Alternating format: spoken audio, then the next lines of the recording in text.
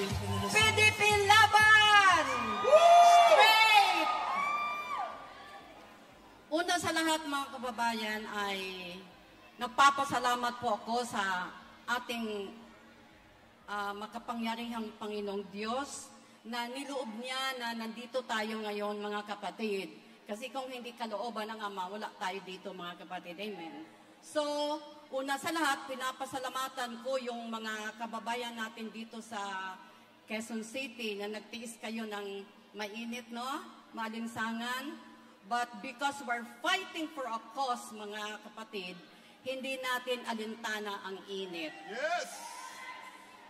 So, bago ako magpatuloy, pinapasalamatan ko yung nasaan na yung ating punong barangay, nandito kanina, no? Si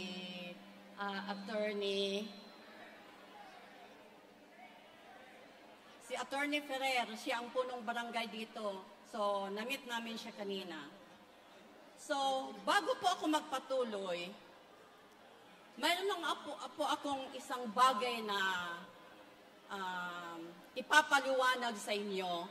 The common questions na nai-encounter ko every time na makihalubilo ako sa mga classmate ko, sa mga acquaintances, even mga kapatid o mga kababayan sa hindi ko kakilala.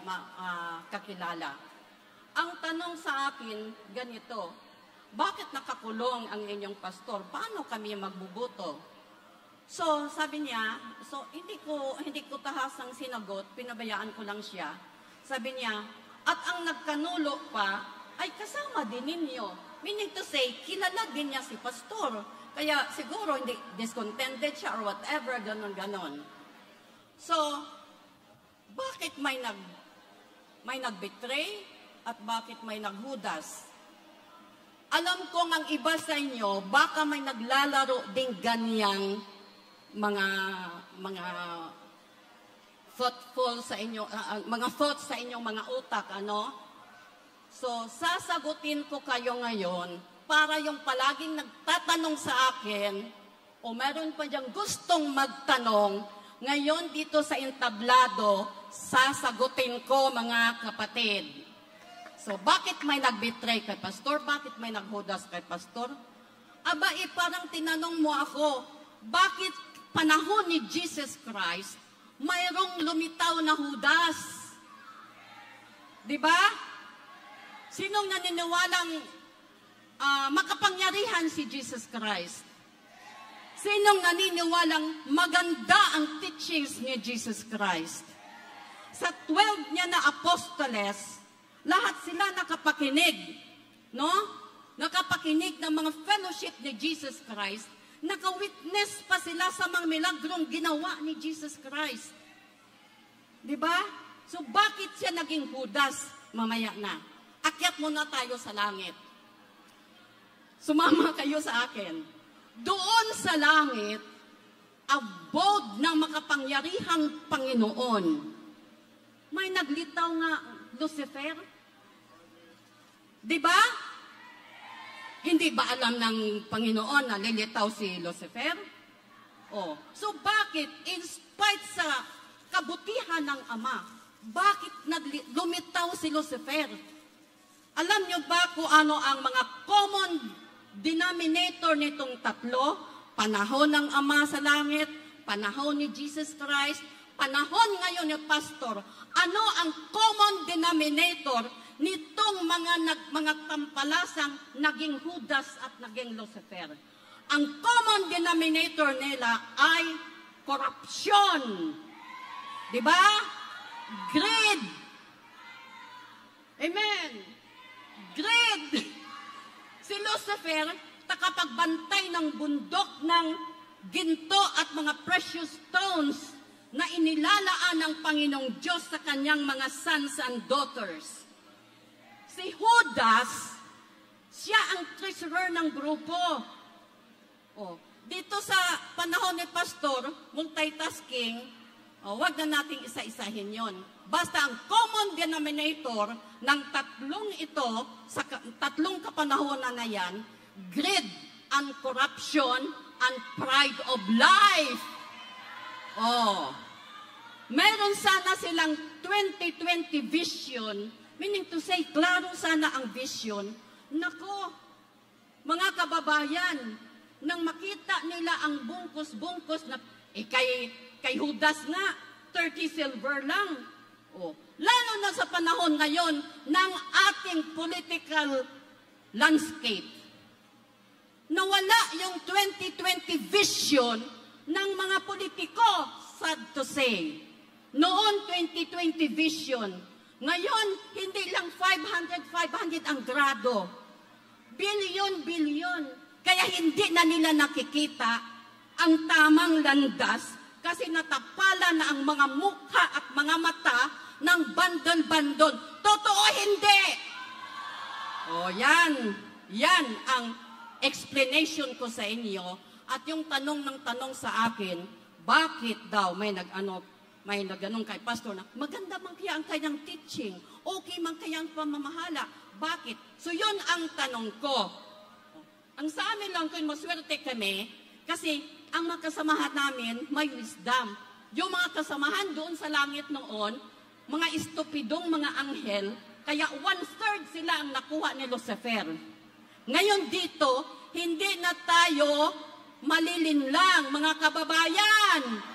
Buksan natin ating mga mata, tingnan natin ang katwiran dahil mayroon tayong tamang judgment. Matino ang ating utak. Kuha ninyo? Oh, ngayon, sa kay pastor na kalagayan. Pasalamat kayo Pilipinas, pinapahiram namin sa inyo si pastor. Kasi kung kami lang, ayaw naming sumabak sa politika. We know what politics is. But because we are also a Filipino citizen, nakikita namin ang pangangailangan ng bansa, nakikita din namin ang kakayahan ng aming pastor. Hindi lang siya pastor, leader siya na may paninindigan. Salpakan mo man ng trillions ang kanyang mga mata, kahit mag-isa na lang siyang nakatayo, tatayo at tatayo pa rin siya. Kaya Pilipinas, magising na kayo. Money is not everything, although we need it. Principle, value, honesty, yon ang kailangan ng ating bansa. Oh, huwag kayong padala sa ayuda. Galing din ako noon sa government. Tinuruan kami ng mga leader namin, i-train ang mga taga-barangay, i-train ang mga kung sino-sino pa dyan nangangailangan. I-train sila to stand so that their life will become sustainable. Meron pa yung kasabihan, gusto mo mabuhay ang isang tao, huwag mong bigyan ng isda. Bigyan mo siya ng mga gamit for pangisda. Huwag mo siyang bigyan ng pambili ng isda. Isang araw lang yun. Oh, equip them, make them capable to sustain their life at mabuhay sila ng marangal, hindi nagtitinda ng shabu. Amen? Kung lahat tayo shabu dealer at shabu, ano mangyayari sa bansa? Aba, maglalakad-lakad tayo tapos hindi na tayo magtinda-tinda kasi kanya-kanya na tayo may shabu. Kaya kanya-kanya na lang tayo ng laklak. We will not allow that to happen. Tama, mga kababayan? O, yun. Pinapahiram namin sa inyo si pastor. So what will happen to the kingdom kung si pastor maging politiko? The kingdom can stand before for how many years na instill ni pastor sa aming isipan at sa aming puso paano mamahala ng ayon sa kalooban ng Ama at ayon sa itinuro ni pastor sa amin. Huwag kayong mag-alala sa amin. Ang alalahanin ninyo, ang future ng ating bansa at future ninyo. Ayaw ninyo kay pastor? Nako, you did not give our country, the Philippines, that chance to have a good leader. Yun ang masasabi ko sa inyo. Ayaw ninyo, walang mawawala kay pastor. Babalik at babalik sa amin at ami pang palalaguin ang kingdom. So, punta tayo dito sa PDP Laban. Sino may mga ama sa pamamahay? Lahat siguro, maliban lang yung ibang, wala nang ama, di ba? Pero natural na yon, kada household mayroong ama.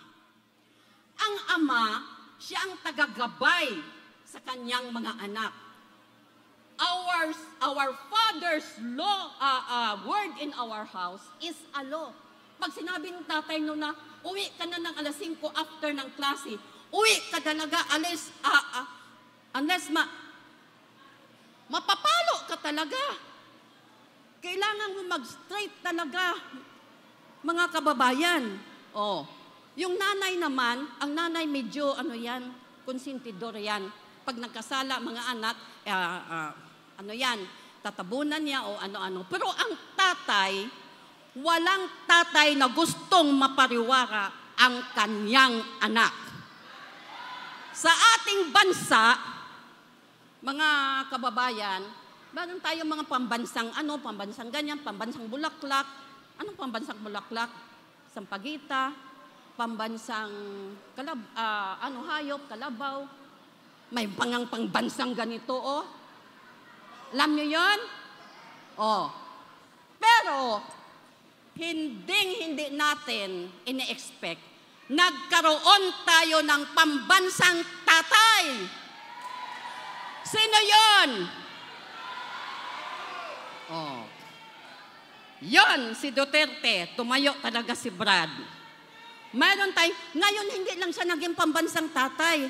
Ewan ko anong nangyari, bakit maraming siyang anak doon sa ibang bansa. Kaya ang nangyari, international tatay. Kaya lang, tayo dito sa Pilipinas, nagkaroon tayo ng pambansang tatay. Now listen, kung we respect our tatay, and we believe in him, kasi merong kasabihan, the father is always right. Diba Brad? Yun. The father is always right. Ngayon, wala ditong ating tatay ng bansa. But his voice is shouting and ringing in our ears. Anong sabi niya?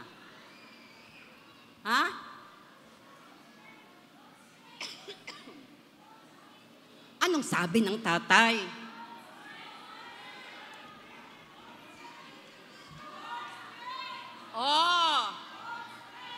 Sabi ng tatay, vote straight, ba yun? Vote straight PDP. Kaya tayong mga anak ng bansa, pag sinabing straight, huwag ka nang lumiko, huwag ka nang lumiko dito, liko doon. Huwag ka nang mamayabas. Kung ang turo ng tatay, sundin because he knows better than us. Kita ninyo? Ngayon sigaw tayo, Tatay Digong, Tatay Digong, Tatay Digong.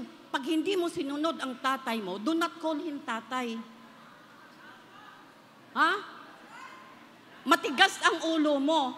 Gumawa ka ng sarili mong Pag sinabi niyang straight. Huwag ka nang duman dito sa kaliwa, dito sa kanan, or saan ba. Mamaya, masalubong mo pa dyan ng ahas, ditiklo ka. Diba? Maraming nangangahas ngayon. Kaya dumiretso na kayo. Sinong susundin natin na boses? Tatay Yon. Pag uwi ni Tatay Digong, hindi kayo nag-vote straight, huwag kayo mag-marcha-marcha. Tatay Digong, we love you, Tatay. Yan nakikita natin. We love you, Tatay. We love you, Tatay Digong. You can only say you love Tatay Digong if you follow his words. Lahat tayo may religion. Ma-Muslim, ma-Katoliko, or maano. We believe on a supreme being up there. Naniniwala tayo noon. Anong sabi sa Word of God? Son, pag sinabing son, kasama ang daughter. Son, listen to the advice of your father. Diba? Oh. So yun lang din ang bilin ko sa inyong lahat. Pakinggan natin ang boses ni tatay because he knows better than us when political fight is concerned. Oy, bakit kayo natahimik? Susundin niyo si Tatay Digong? Okay. So yon, PDP straight. Pag sinabing PDP, ay pag sinabing PDP straight. PDP straight. Yun na. Huwag niyong ipagbili ang inyong boto. Panandalian lang yon. We need a sustainable solution sa ating problema. Mantakin mo, mga kababayan, agricultural land tayo, agricultural country. Tapos nag-aangkat tayo ng bigas. Di ba insulto yon? Agriculture is the backbone of this country. Kaya mahalin natin ang mga farmers. Oh, ang nagpag-graduate sa akin, ang ama kong farmer. Alam ko marami kayong farmer dito. Oh, mahalin natin ang mga, ito lang ha, panahon ganyan ng eleksyon. Aba, maraming nagmamahal sa mahihirap. Mahal ko ang, may mga paiyak-iyak pa nga eh. Mahal ko ang Pilipinas, mahal ko ang mahihirap. Pagkatapos na nanalo, hindi mo nga makita sa lansangan, ni manang, hoy, mahirap, kumusta na dyan ang iyong, anong tinda mo dyan? Quick-quick? Na hindi. Diba? Wala na, nakakalimang. Pero during kampanya, marami ang nagmamahal sa mahihirap. Oo. Pagkatapos ng kampanya, aba, ang kanilang bag na noon Divisoria, ngayon LB na. Alam niyo yung LB? Lumang bag. So mga kapatid, tandaan ninyo, pinapahiram namin sa inyo si Pastor, free. Subukan ninyo at hindi kayo magsisisi. We are not, mayroon pa doon ako nabasahan, ay straight PDP ako, ayaw ko kay Pastor kasi ayaw ko ng religion niya. We are not talking of religion here. We are talking here as one Filipino race with one nation, Pilipinas. Kung ikaw ay matino sa pagiging born again, then be a good born again and be a good Filipino citizen. Walang sa'yo, hindi tayo nag-uusap dito ng religion. Yun ang nagkabahagi sa atin. Let us talk about the Philippines as one nation and let us talk about us as a Filipino citizen.